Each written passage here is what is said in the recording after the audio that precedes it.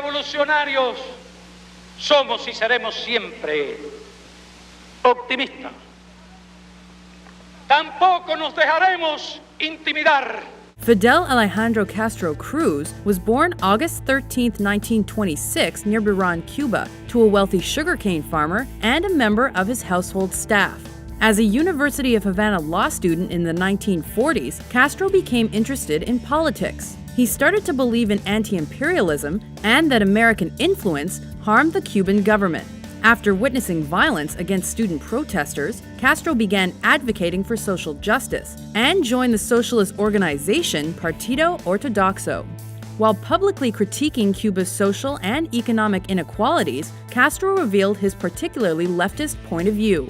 He soon aligned himself with Marxist ideas, including the theory that only a working-class revolution would incite political change. After graduation, Castro campaigned for a Cuban parliamentary seat. However, those elections were canceled when General Fulgencio Batista staged a military coup in 1952 and seized power. Many Cubans considered Batista's regime a dictatorship, and Castro unsuccessfully attempted to legally remove him. In 1953, he and several dissidents attacked the Moncada military barracks as part of a group called the Movement. This botched attempt resulted in Castro's arrest and a 15-year prison sentence, but it also exposed the ruthless methods of Batista's army and government to other Cubans. While imprisoned, Castro developed what became known as the 26th of July movement with fellow jailed supporters and outside activists. In 1955, he and the other prisoners were released in a politically based amnesty. Shortly thereafter, Castro met Argentine Marxist revolutionary Ernesto Che Guevara in Mexico, and he joined the cause. In 1956, they returned to Cuba with a group of armed radicals. Though most were executed or taken prisoner, Castro, his brother Raúl, Guevara, and a few others eluded Batista's guards. The survivors convened at the Sierra Maestra mountain range and spent 2 years building a rebel army. Castro and his forces then executed guerrilla attacks on Batista's men. The Cuban Revolution grew across the country, as did international disapproval of Batista's regime. Batista resigned at the end of 1958, and Castro was considered a hero upon his return to Havana. I don't ambition power, money, nothing, only to serve my country. On February 16, 1959, Castro was sworn in as Prime Minister of Cuba.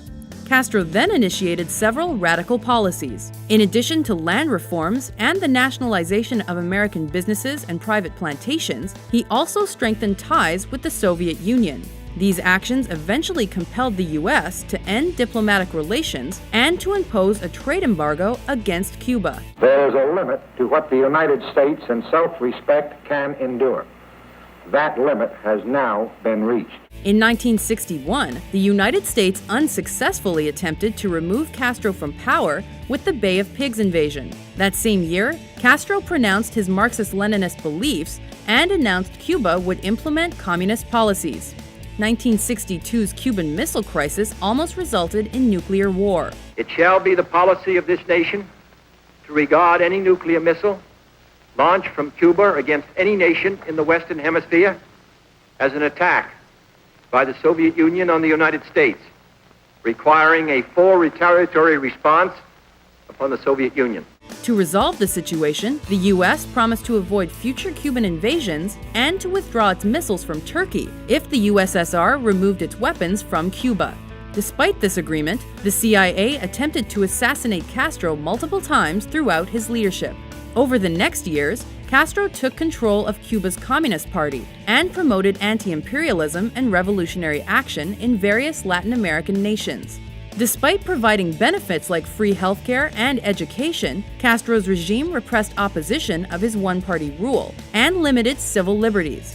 In 1976, Castro became president of Cuba's Council of State.